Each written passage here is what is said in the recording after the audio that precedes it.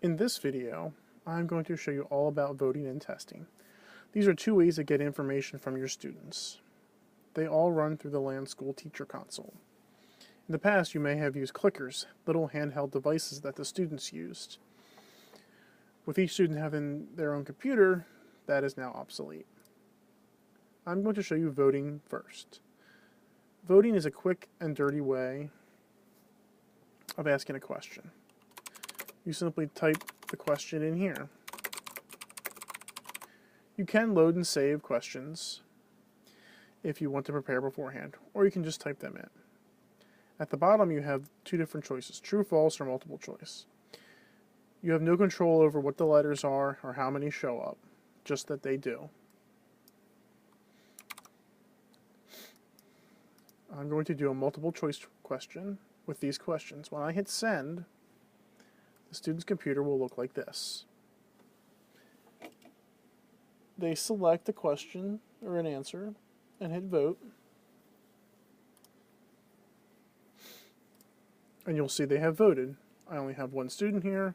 And at the bottom I have a note that all voting has ended. If you click details, you can see more data such as the student and their actual vote. And you can choose export to save it to a CSV file for later viewing. For more detailed and longer information gathering, you can choose testing. First, you need to create a test.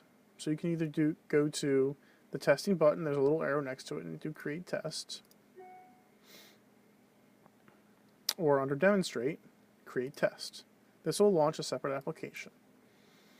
You have a couple different options for creating the test. I already have a test created, so I'm going to go under open and down to the test I made to show you an example. Here I have two questions. Click on add question to add a new question.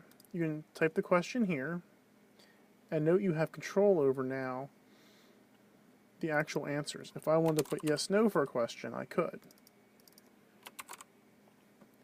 The dot next to here indicates the actual correct answer. This saves you from grading. Under multiple choice, again, there are check boxes for what is the right answer.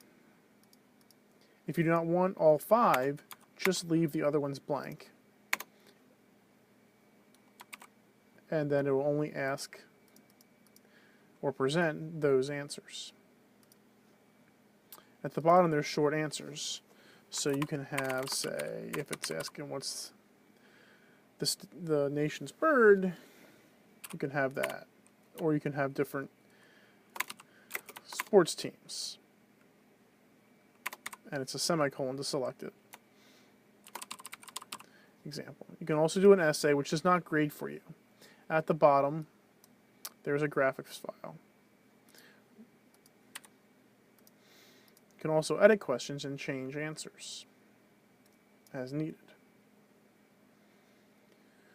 Click the Save Test button, and it will save your test for you. Now, when you're ready to actually give the test, click on the student on the testing button. You can choose which students to do, all, some, or none, and none would obviously be pointless. You can show the question results for your viewing. At the bottom is where you choose which test you're going to send. I'm going to select the one I've already created. There are also options for the test. You probably will not need to check this. You can show the test score to students, and the score, just what they get or what the correct answers were. You can save a copy for them. You can make the test timed, so it must be finished in a certain amount of time. Displayed in random order, which may be helpful, and force full screen testing. That way they cannot use any other applications.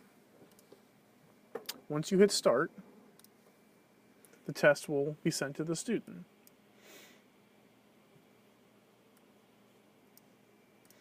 It will look like this.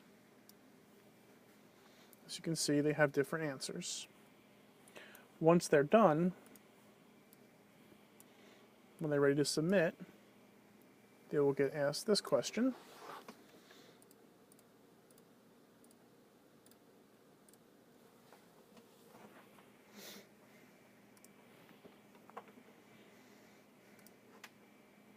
and you'll get a notification that they are done, what their answers were, and what their score is. If you had them able to see their score and what their answers were, you would see this.